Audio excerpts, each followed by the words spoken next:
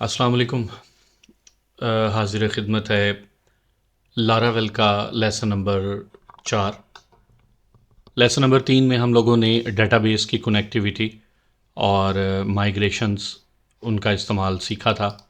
ये मैंने server run कर लिया है और ये मेरी वेबसाइट पे आप देख सकते हैं, यानी कि ये जो हमने सर्वर रन किया उसके अंदर ये आपको बिल्ट इन जो पेज हमें मुहैया करता है लारावेल वाला। लारावेल के अंदर लारावेल की टीम हमें देते हैं और ये माइग्रेशंस थी जो कि ऑलरेडी ये बनी बनाई माइग्रेशंस हमें प्रोवाइड करता है लारावेल, जिसमें जब मैंने इस माइग्रेशन को रन किया तो ये देखिए मैं थोड़ा सा रिव्यू कर रहा हूँ लास्ट लेसन को। तो हमारे पास ऑटोमेटिकली कुछ टेबल्स बन गए थे हमारी डेटाबेस के अंदर, वो मैं आपको दिखाता हूँ। ये आप देख सकते हैं कि ये टेबल्स जो हमारी डेटाबेस में बन गए थे जो लारावेल के बिल्ट इन है। हम लोगों ने क्या किया था कि यूज़र्स के टेबल के अंदर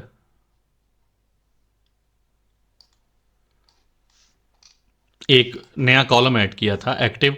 उसके लिए मैंने आप लोगों को ये बताया था कि आप माइग्रेशंस में जाके नई माइग्रेशन क्रिएट कर सकते हैं और उसके अंदर जो भी आपने काम करना है वो अप में लिख सकते हैं।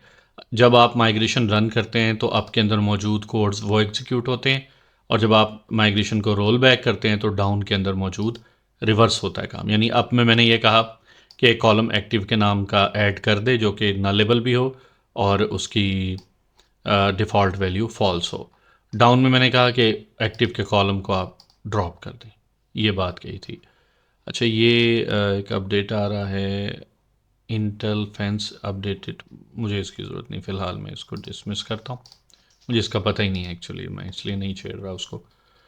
अच्छा, ये तो मैंने आपको एक माइग्रेशन बताई थी जिसकी मदद से आप नया ऐड कर सकते हैं कॉलम ऑलरेडी बने हुए टेबल में। अगर मैंने कोई नया टेबल बनाना हो, अच्छा, लारावेल सिर्फ ये डेटाबेस का टेबल ही आपको प्रोवाइड नहीं करता। अगर आप ऐप में जाएं, ऐप के अंदर मॉडल्स में जाएं तो यूज़र्स के नाम का मॉडल फाइल भी आपको बनी बनाई देता है, जिसमें आपकी अथेंटिकेशन लॉगिन सिस्टम ऑलमोस्ट बना हुआ है। इसको हमने कैसे यूज़ करना है ये भी बाद में हम इस तरफ आएंगे। अभी डेटाबेस के लेसन के अंदर की चीज़ मैं देखना ये चाह रहा हूँ। मैं चाहता हूँ कि मैंने एक नया टेबल बनाना है जिसके अंदर मैंने अपने कस्टमर्स का रिकॉर्ड सेव करना है। फॉर एग्जांपल हम ये एग्जांपल ले लेते हैं, अपने कस्टमर्स की इन्फॉर्मेशन हम लोगों ने सेव करनी है। तो उसके लिए हम लोग, ये मैं एक कमांड प्रॉम्प्ट और खोल लेता हूँ ये, या चलें इसको पहले ब्रेक कर लेता हूँ कंट्रोल सी से। इसको मैंने ब्रेक किया तो मैं यहाँ पे मॉडल भी बनाना चाहता हूँ एक नया, और मॉडल के साथ साथ एक नई माइग्रेशन भी क्रिएट करना चाहता हूँ। अगर मैंने माइग्रेशन क्रिएट करनी है तो मैं सिंपल ये कमांड लगाऊंगा php artisan मेक माइग्रेशन। आगे माइग्रेशन का नाम लास्ट लेसन में भी हमने देखा था कि मैंने यूज़र्स को अपडेट करने की माइग्रेशन बनाई थी। और अगर मैंने नया मॉडल क्रिएट करना है तो मेक मॉडल, और मॉडल का नाम कस्टमर ये रख सकते हैं। मैं ये चाहता हूँ कि मैं एक ही कमांड में दोनों काम करूँ, कस्टमर का मॉडल भी बन जाए और साथ ही उसकी माइग्रेशन भी क्रिएट हो जाए। तो मैं इसकी हेल्प लेता हूँ मेक मॉडल की। देखिए, हेल्प मेक मॉडल, कि मेक मॉडल में मैं क्या क्या ऑप्शंस इस्तेमाल कर सकता हूँ। तो ये देखें, अगर आप इस कमांड को गौर से देखें तो उसने कहा कि जी मेक मॉडल के साथ आप अगर इस लाइन पे गौर करें, दिस वन, ये जो मैं हाईलाइट कर रहा हूँ लिखा हुआ है -m। अगर आप उस कमांड के साथ -m लगा देंगे तो वो क्या करेगा, create a new migration file for the model. Model भी क्रिएट होगा और साथ में माइग्रेशन की फ़ाइल भी ऑटोमेटिकली क्रिएट हो जाएगी। मैं वो कमांड लगाता हूँ, मैं कहता हूँ मेक मॉडल, ये हेल्प ख़त्म कर देता हूँ। अब मेरी कमांड है php artisan make model, model का नाम बताया कस्टमर, स्पेस देके -m, मैंने उसका एक पैरामीटर का इजाफा कर दिया। मैं ये कमांड एग्जीक्यूट करने से पहले एक दफ़ा नज़र मार लूँ। मॉडल के अंदर मेरे पास सिर्फ एक ही मॉडल की फ़ाइल है यूज़र, और डेटाबेस के फ़ोल्डर में आके माइग्रेशंस के अंदर आके 1 2 3 4 5 माइग्रेशन की फाइल्स हैं। अब मैं कमांड एग्जीक्यूट करता हूँ, एंटर। तो ये देखें, अगर आप यहाँ पे भी देखें, इसने 2 फाइल्स क्रिएट की।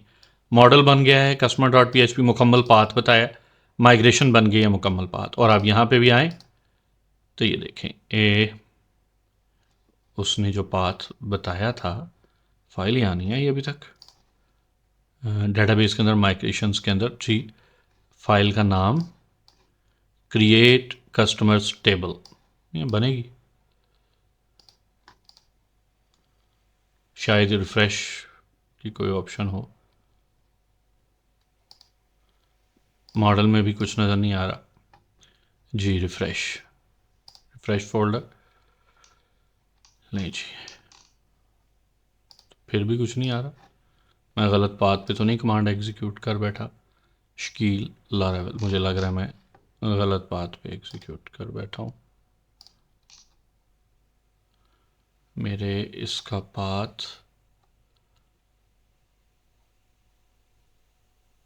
अकाउंटिंग लारावेल डेटाबेस, हाँ जी, मैं माजरत, मैं गलत पाथ पे एग्जीक्यूट कर बैठा हूँ कमांड, क्योंकि ये वो वाला पाथ नहीं है।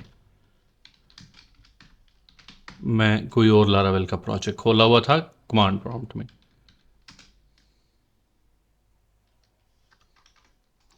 मेरा पाथ है अकाउंटिंग अंडरस्कोर लारावेल शकील के अंदर जी,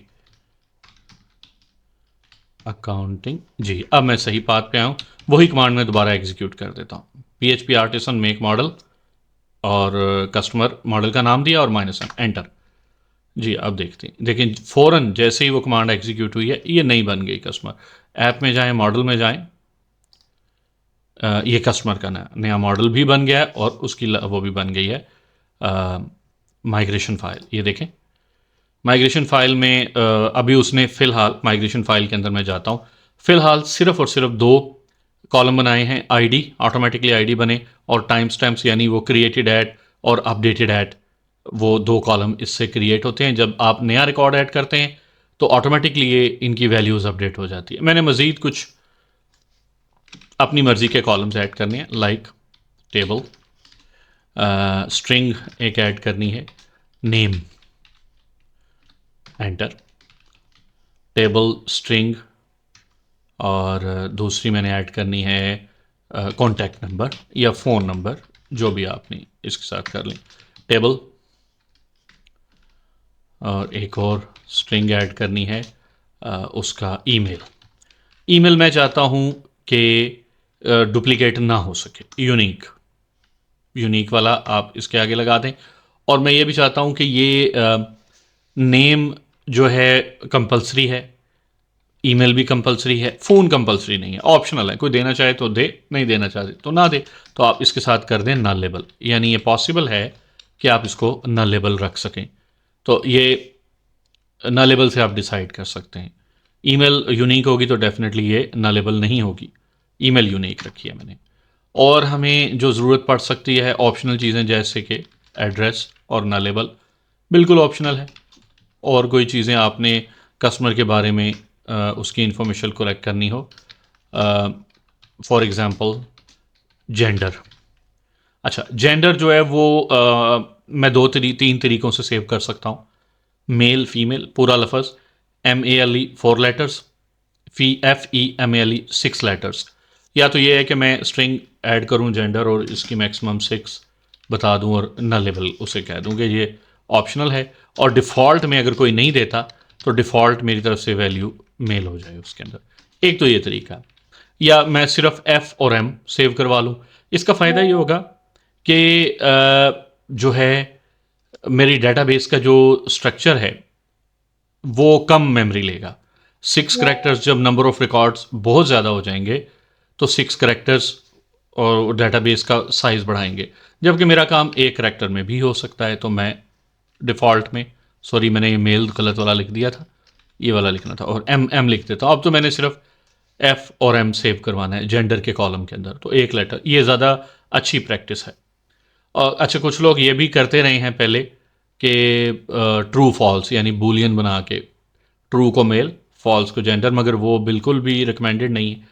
अगर आप एप्लीकेशन किसी इंटरनेशनल कंट्रीज़ के लिए बना रहे हैं तो आजकल 2 से ज़्यादा जेंडर्स हैं जो वो रिक्वायर करते हैं।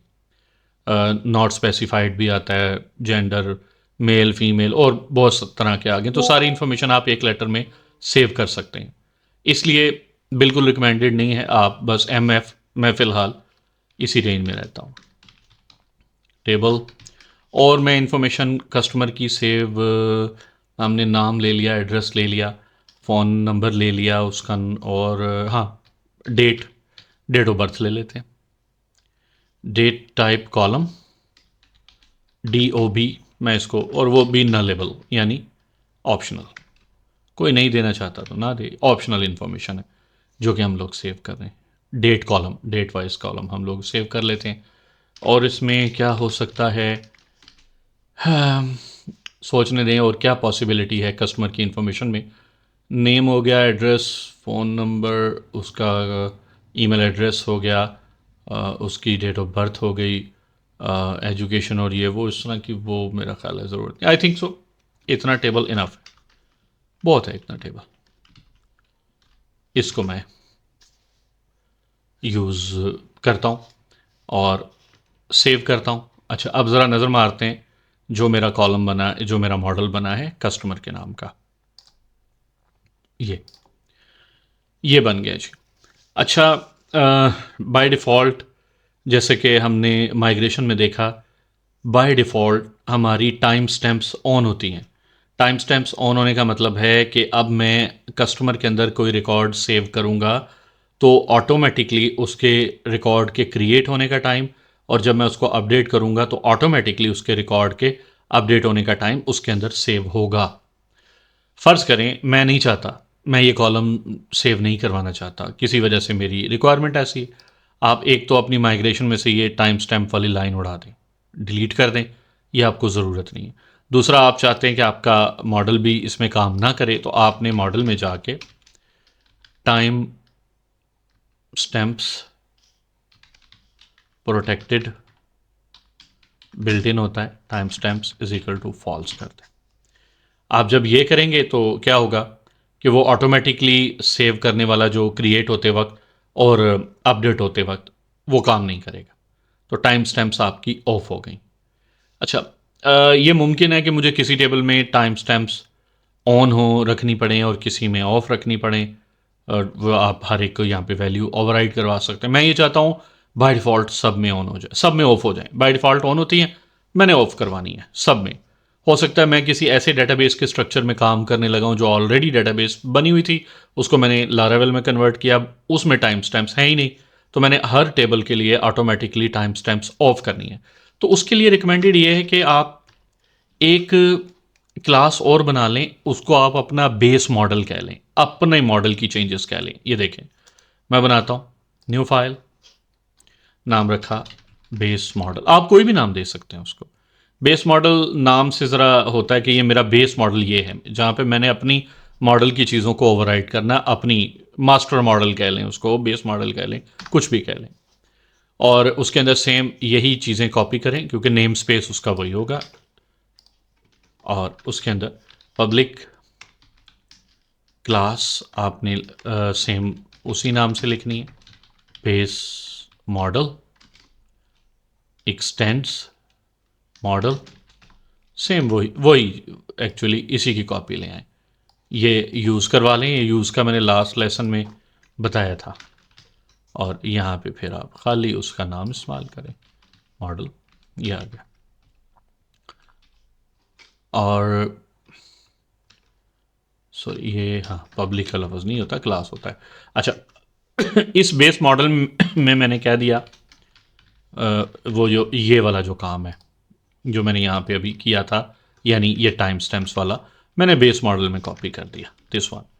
अब मैं नेक्स्ट टाइम जो भी मॉडल वो बनाऊंगा, जैसे कस्टमर का एक मॉडल बनाए तो उसको एक्सटेंड मैं बेस मॉडल से करवाऊंगा, ऐसे। अब बेस मॉडल की सारी चीज़ें, अब मुझे इसमें ये बताने की ज़रूरत नहीं है कि मैंने टाइम स्टैम्प को ऑफ करना है।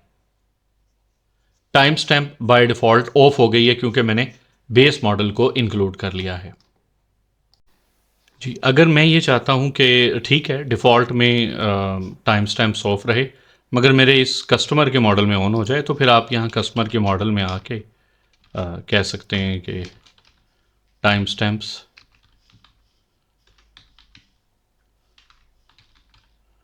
Protected, time stamps true. Base model में आपने ऑफ कर दिए, वो तमाम टेबल्स के लिए ऑफ हो गए, तो आप यहाँ पे आके इसको ऑन कर दें। मगर मैंने ऐसा करना नहीं, इसलिए मैं बेस मॉडल बनाए रखता हूँ। कल को हमने कोई चीज़ चेंज करनी होगी तो हम बेस मॉडल में ही करेंगे। और फ़िलहाल ये टाइम स्टैम्प, ये तो मैं सिर्फ आपको एक एग्जांपल दी है कि टाइम स्टैम्प्स में ऐसे कर सकते हैं, और भी इस तरह के काम हो सकते हैं। अच्छा, अब मैं माइग्रेशन को रन करता हूँ। माइग्रेशन को रन करने की कमांड वही PHP आर्टिसन माइग्रेट। तो ये देखें जी, क्रिएट कस्टमर्स टेबल डन हो गया।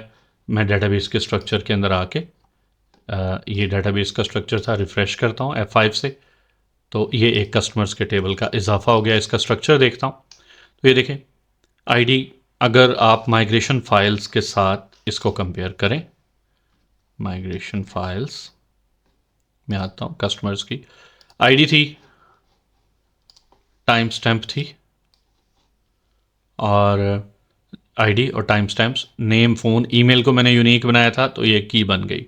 अब इसमें डुप्लीकेट ईमेल एंटर नहीं हो सकेगा। Address, gender, date of birth, यही चीज़ें फ़िलहाल हमने बनाई। एड्रेस और जेंडर, जेंडर में मैंने विड्थ 1 रखी थी, और ये देखें default value M। Date of birth nullable था, इसलिए ये ऑप्शन आ गई, ये नलेबल है। ओके, अब वापस चलते हैं। अब मैं ज़रा एक रिकॉर्ड इसके अंदर ऐड करके देखता हूँ। रिकॉर्ड ऐड करने के लिए मैंने कंट्रोलर्स के अंदर, HTTP कंट्रोलर्स के अंदर टेस्ट कंट्रोलर बनाया था। और अगर हम web.php पे जाके देखें राउट्स में, तो एक टेस्ट के नाम का मैंने कंट्रोलर भी बनाया था, /टेस्ट के नाम का। और वो यहाँ पे हम लोग जब रन करेंगे टेस्ट कंट्रोलर के इंडेक्स में, ये देखते हैं। हाँ जी, तो यहाँ पे इको टेस्ट या written test,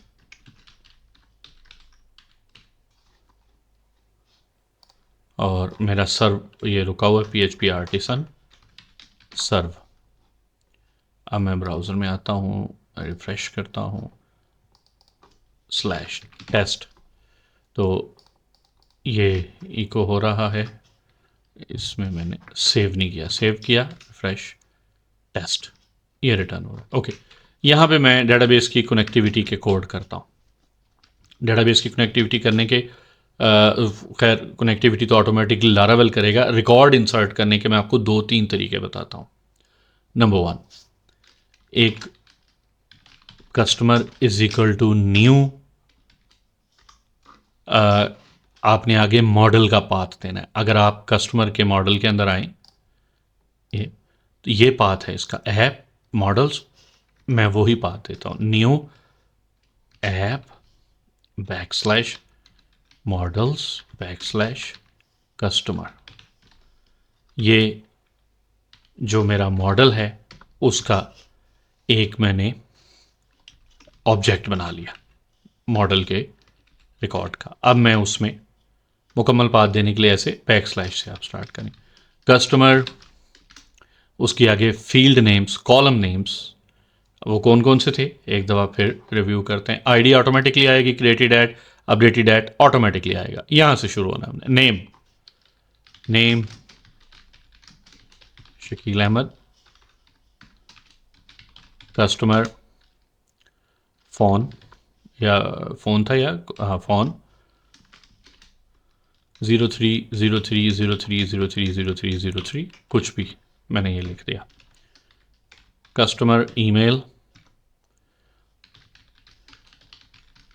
shakil@shakil.pk, customer address, gender, date of birth optional है, मैं तीनों छोड़ देता हूँ, मैं नहीं देता, ऑटोमेटिकली आ जाएगा। बस इतना ही काम करता हूँ और इसको सेव कर देता हूँ। दैट्स ऑल, ये मैंने सेव कर दिया। So simple. आपका एक नया रिकॉर्ड इंसर्ट हो जाएगा न्यू करने की वजह से, उसमें डाटा सेव हो जाएगा, और मैं अगर कहूँ रिटर्न कस्टमर आईडी, जो नया रिकॉर्ड बना है उसकी आईडी डिस्प्ले हो जाए, डेटाबेस की आईडी जो कि ऑटोमेटिकली जनरेट हो रही है। लेट्स सी,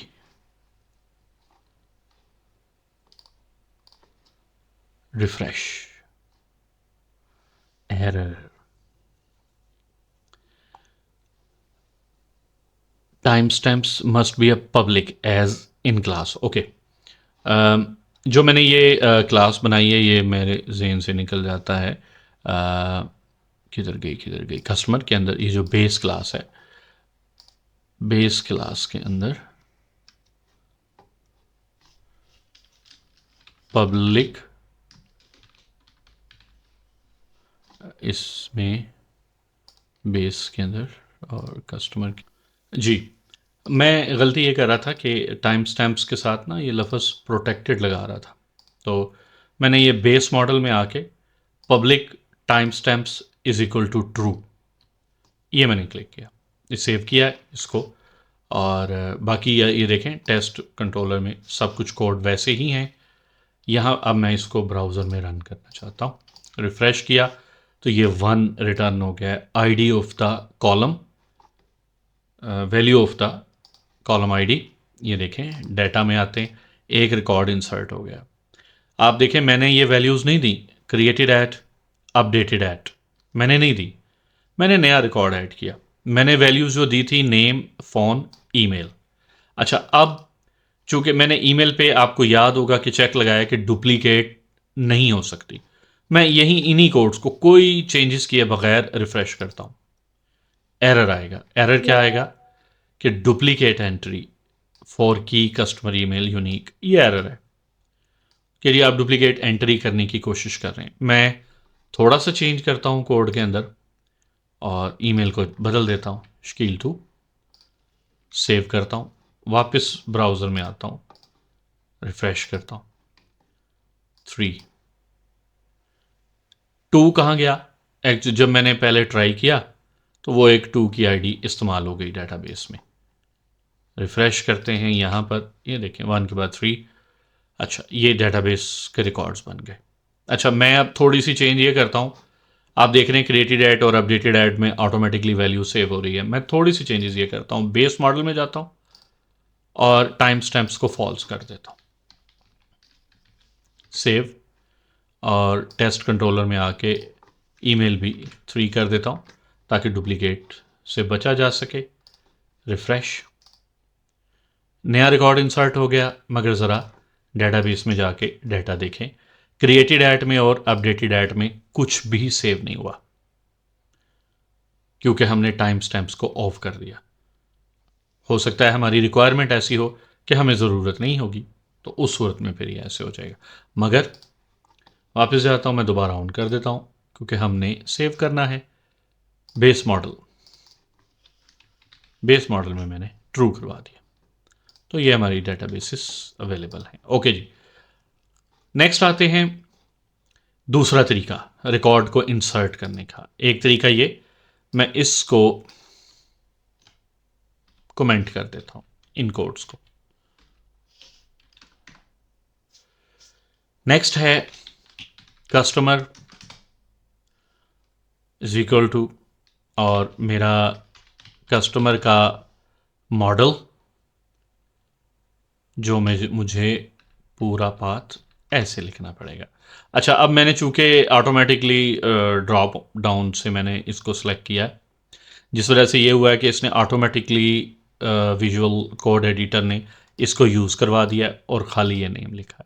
यहाँ पे मैं कहता हूँ क्रिएट, क्रिएट, और अरे में आप सारा डाटा देना शुरू कर दें। जो डाटा आपने ऊपर दिया हुआ था वही डाटा मैं इधर दे रहा हूँ, शकील अहमद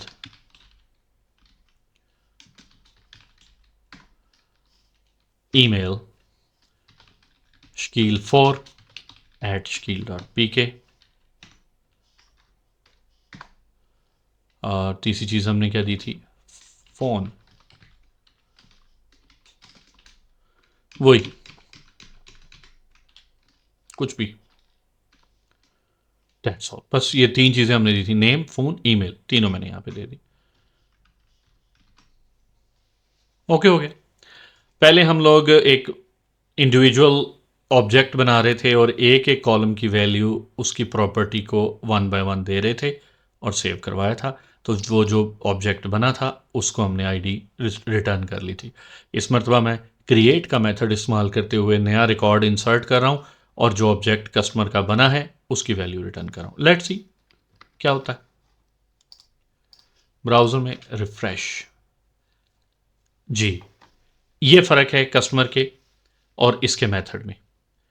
जो चीज़ें आपने लाजमी सेव करवानी है, एरर आ रहा है फिलेबल। क्रिएट में और उसमें ये फ़र्क है। आपने उस मॉडल के अंदर जाना है, यानी कस्टमर के मॉडल के अंदर, और एक प्रोटेक्टेड फिलेबल का अरे बनाना है। फिलेबल में आपने वो तमाम कॉलम्स देने हैं जो आपके लिए कंपलसरी हैं, जो आप क्रिएट के थ्रू सेव करवाना चाह रहे हैं। अभी हम 3 कॉलम क्रिएट के थ्रू सेव करवा रहे हैं, नेम, फ़ोन और ईमेल। वो 3 कॉलम्स इसमें दे दें। सेव किया, बस। अब मैं वापस ब्राउज़र में आता हूँ। अब देखें, रिफ्रेश, रिटर्न हो गया 5। वही काम हो गया। ज़रा जाके देखें डेटाबेस में, रिफ्रेश करें, ये देखें सेम काम हुआ है, सेम जो पहले हो रहा था। एक और मेथड है जो कि कुछ लोगों को उसमें फ़र्क समझ नहीं आता क्रिएट में और इंसर्ट में, मगर मैं आपको वाज़िया दिखाता हूँ इसमें। सेम काम, मैं इसको कंट्रोल करता हूँ, कंट्रोल कमेंट किया है कंट्रोल स्लैश के साथ। सेम इसी की ऊपर वाले की ही कॉपी है। कस्टमर का ऑब्जेक्ट क्रिएट के बजाय इंसर्ट, और यही सब कुछ कॉपी करके ले आए।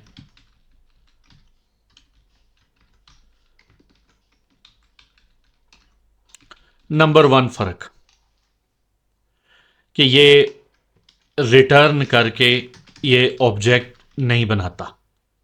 इंसर्ट जो रिटर्न करता है वो क्रिएट वाला रिटर्न नहीं है। क्रिएट जो रिटर्न करता है वो उसी रो का रिकॉर्ड होता है कस्टमर के अंदर, आप उसको यूज़ कर सकते हैं। इंसर्ट ऐसा नहीं करता। इंसर्ट क्या करता है, ये जो कस्टमर का ऑब्जेक्ट आ रहा है इसको मैं डाई एंड डंप करके डिस्प्ले करवाता हूँ। ये ट्रू, ये फॉल्स रिटर्न करेगा कि हाँ इंसर्ट हो गया रिकॉर्ड के नहीं हुआ। फिर आपको जो है वो अलग से फिर एक क्यूरी लगा के जो लेटेस्ट आपने रिकॉर्ड ऐड किया है वो आपको गेट करना पड़ेगा। फिर भी कई सूरतों में इंसर्ट आपके लिए यूज़फुल होता है।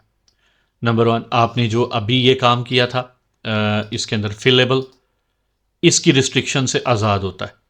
आप ये फिलेबल को ये लें, मैं कमेंट कर देता हूँ, फिर भी रिकॉर्ड इंसर्ट होगा। तीसरा फ़र्क, क्रिएट की तरह इंसर्ट रिकॉर्ड को इंसर्ट करके प्रोसेस नहीं करता। प्रोसेस से मुराद जो हमने अपडेटेड एट और क्रिएटेड एट और जो टाइम स्टैम्प्स लगाया था वो काम नहीं करेगा इंसर्ट के साथ। अभी टाइम स्टैम्प्स ऑन है, इनेबल है, बेस मॉडल में आप देख सकते हैं, ठीक है। मगर जब मैं इससे रिकॉर्ड इंसर्ट करूंगा, मैं वैल्यू 5 कर देता हूं, नई ईमेल ऐड कर देता हूं, इससे रिकॉर्ड जो इंसर्ट करूंगा उसमें टाइम स्टैम्प्स काम नहीं करेंगी। तो फिर इंसर्ट है क्यों जब ये काम नहीं करता, ऑब्जेक्ट भी रिटर्न नहीं करता, फिलेबल को भी फॉलो नहीं करता। जब आपने बल्क में डाटा इंसर्ट करना हो, फॉर एग्जांपल आपने एक क्यूरी के अंदर एक लूप लगा के एक गो में 5000 रिकॉर्ड्स इंसर्ट करने हैं, अगर आप क्रिएट को इस्तेमाल करेंगे वो बहुत स्लो होगा, अगर आप इंसर्ट को इस्तेमाल करेंगे वो बहुत फास्ट होगा। मैं इसकी एग्जांपल मौका मिला तो किसी एग्जांपल में किसी लेसन में आपको दिखाऊंगा कि कितना स्पीड में फ़र्क पड़ता है। तो डिपेंड करता है, कई मौक़ों पे आपके लिए इंसर्ट यूज़फुल होता है, कई मौक़ों पे आपके लिए क्रिएट यूज़फुल होता है, और कई मौक़ों पर इस तरह सिंगल रो का ऑब्जेक्ट बना के उसको भी आप लोग यूज़ कर सकते हैं। ये देखते हैं इंसर्ट का क्या आउटपुट मिलता है हमें। रिफ्रेश, देखिए ट्रू हुआ है, वो जो वेरिएबल कस्टमर को मैंने डंप करवाया था, ट्रू मीन के रिकॉर्ड इंसर्ट हो चुका है सक्सेसफुली। बस उसने इतना बताया, क्या हुआ है, उसका डाटा क्या है, उसकी आईडी क्या उसको मिली है, नहीं पता। जाके पहले ज़रा डेटाबेस में नज़र मारते हैं, रिफ़्रेश, ये देखें क्रिएटेड एट नल है, अपडेटेड एट नल है, इंसर्ट की वजह से ये नहीं रिटर्न करता। हाँ, इंसर्ट का एक और वेरिएंट आता है, आप इसमें थोड़ी सी तब्दीली करें इंसर्ट के अंदर। इंसर्ट वो क्या होता है, आप चाहते हैं कि जो रिकॉर्ड इंसर्ट हुआ है ना उसकी आईडी आपको मिल जाए, तो वो एक मेथड होता है, मेरे जहन में भी उसका नाम नहीं आ रहा, मैं कोशिश करता हूँ कि मुझे इंसर्ट गेट आईडी गालिबन ये होता है, तो खाली इंसर्ट की जगह ना आप गेट आईडी लगा दें, आई थिंक ये होता है, मुझे मुमकिन है गलती लगे क्योंकि मुझे याद नहीं। मैं इंसर्ट करने की कोशिश करता हूँ 6, रिफ़्रेश करता हूँ, जी एग्जैक्टली देखिए अब जो कस्टमर का जो ये रिटर्न किया इस मेथड ने, तो उसके अंदर आईडी है, जो नया रिकॉर्ड इंसर्ट हुआ है उसकी आईडी है उसके अंदर, ऑटोमेटिकली जाके डेटाबेस में देखते हैं, बाकी वो इंसर्ट की तरह ही काम करेगा, यानी आपकी टाइम स्टैम्प्स काम नहीं करेगी उसके साथ, ये आपने देख ही लिया। और चलें ऐसा करते हैं, डुप्लीकेट का ये जो चेक है, ये अब अगर मैं दोबारा इसको रिफ़्रेश करूँगा ना, इसमें थोड़ी सी इम्प्रूवमेंट करते हैं, एरर आएगा कि जी आप जो ईमेल सेव करने की कोशिश कर रहे हैं वो ऑलरेडी सेव्ड है। अच्छा, ये एरर जो है, ये जो डिबग है, ये सारा सिस्टम लारावेल का है। मैं चाहता हूँ नहीं, मेरी मर्ज़ी से ऐसे एरर डिस्प्ले ना हो, एरर डिस्प्ले हो मगर सिंपल टेक्स्ट में, ये पूरा सब कुछ ना दिखाया जाए। तो उसके लिए आप थोड़ी सी इसमें चेंज करें। जो PHP को जानते हैं वो ट्राई कैच को अच्छी तरह समझते हैं, ट्राई, और ये सारा कोड उठा के ट्राई वाले ब्लॉक में ले आए, कैच, एक्सेप्शन, वेरिएबल ई को या रिटर्न करवा दें, चलें ई गेट मैसेज, यानी ट्राई के अंदर जो कोड आपने एग्जीक्यूट किया अगर वो किसी वजह से एरर जनरेट करता है तो वो वाला एरर मैसेज डिस्प्ले होने के बजाय वो कैच में आ जाएगा, और कैच में आपने जो कुछ किया होगा वो हो जाएगा, यानी ये मैसेज डिस्प्ले कर देगा। अब इसी पेज को मैं दोबारा रिफ़्रेश करता हूँ, एरर तो यही आना चाहिए रिफ़्रेश, मगर इस तरीके से जैसे मैंने उसे कहा है, उसने वो एरर उठाया और उसको उसने रिटर्न कर दिया, डिस्प्ले करवा दिया कि जी जो भी सिस्टम की तरफ से मुझे कि duplicate entry of this email for the customer email unique की वटेवर, जो भी आपने इसे लगाना है। अच्छा, इसमें रिकॉर्ड इंसर्ट करने में आप कुछ थोड़ा सा खेल सकते हैं सिस्टम के साथ। मिसाल के तौर पे मैं चाहता हूं कि ये ईमेल है, ये अगर ऑलरेडी सेव है तो फिर सेव ना करे या अपडेट कर दे, नहीं है तो नया रिकॉर्ड इंसर्ट कर दे, मैं इस तरह की चीज़ चाहता हूँ। तो ये जो मैं इसी को भी कमेंट करता हूँ, ये जो सबसे ऊपर आपने किया था ये कोड, मैं इनकी कॉपी लेता हूँ इस तरह से।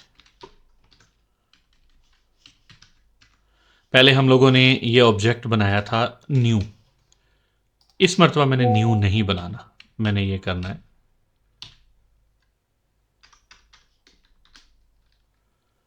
फाइंड यूमिनी क्यूरी वेयर ईमेल, और यही वाला जो मैं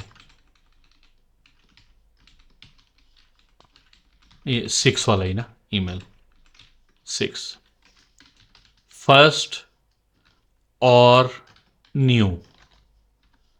जी मैं ज़रा इसको एक्सप्लेन करूं कोड को, पहले मैंने ये लिख लिया, सेव। मैंने ये कहा कि जी कस्टमर की क्यूरी एग्जीक्यूट करो, ऐसा रिकॉर्ड सर्च करो जहां पे ईमेल shkeel6@shkeel.pk है, और पहला रिकॉर्ड उठाओ, अगर नहीं मिलता तो नया बना लो। तो ये जो कस्टमर का जो ऑब्जेक्ट बनेगा इसके बाद, या तो इसके अंदर नया रिकॉर्ड होगा अगर उसे वो नहीं मिलेगा shkeel6, अब चूंकि shkeel6 ऑलरेडी है तो वो मिल जाएगा, तो वही रिकॉर्ड अपडेट हो जाएगा। हम जाके देखते हैं shkeel6 के अंदर, shkeel6 वाला रिकॉर्ड ये लास्ट वाला है, उसके अंदर नेम शकील अहमद है, फ़ोन नंबर ये वाला है, और क्रिएटेड अपडेटेड ऐड चलेगा, वो अपडेट हो जाएगा। अच्छा, मैं क्या करता हूँ कि नाम अपडेट कर देता हूँ, शकील अहमद के बजाय जमील अहमद कर लेते हैं, और फ़ोन नंबर 111111 ये कर लेते हैं, और ईमेल shakil6 के बजाय shakil10@shakil.pk कर देते हैं। तो अब हमारा जो ये रिकॉर्ड है जिसकी ईमेल shakil6@shakil.pk है वो अपडेट हो जाना चाहिए। Let's see. और यहाँ पे वो यही करते हैं, return customer ID, save, execute करवा के देखते हैं, रिफ्रेश, 7 ही रिटर्न हुआ, नया डेटाबेस आईडी नहीं आया, 7 था। रिफ्रेश करूँ इसको, ये देखें shakil6 वाला चूंकि ऑलरेडी एग्जिस्ट कर रहा था, उसने उसको अपडेट कर दिया। देख लें, नाम भी अपडेट हो गया, फ़ोन भी अपडेट हो गया, ईमेल भी, मैंने तीनों चीज़ें अपडेट की थी, ईमेल भी चेंज हो गया, और अपडेटेड हेड का कॉलम भी, क्योंकि ये क्रिएशन वाला प्रोजेक्ट वो कमांड नहीं चली, क्रिएशन की कमांड नहीं चली, तो क्या हुआ है, तो वो क्रिएशन को तो उसने अपडेट नहीं किया क्योंकि पहले ही नल था, मगर अपडेटेड टाइम उसने अपडेट कर दिया। सेम दोबारा मैं रिफ्रेश करूंगा, नया रिकॉर्ड इंसर्ट हो जाएगा। क्यों? क्योंकि अगर आप क्यूरी देखें, shakil6@shakil.pk के साथ इस वक्त रिकॉर्ड एग्जिस्ट नहीं कर रहा, तो उसे मिलेगा नहीं, वो नया रिकॉर्ड बना देगा, और यहाँ पे एरर आ जाएगा क्योंकि shakil10 ऑलरेडी है। चलें, मैं यहाँ पे shakil6 ही कर देता हूँ, shakil6 वाला नहीं मिलता तो नया बना दे, और उसमें नाम में आसानी लाने के लिए shakil6, और फ़ोन नंबर भी 666666, सेव, रिफ्रेश, जी नया रिकॉर्ड इंसर्ट हो गया, 10 उसकी आईडी है। रिफ्रेश करके देखते हैं, ये देखें जी, नया रिकॉर्ड बनाया,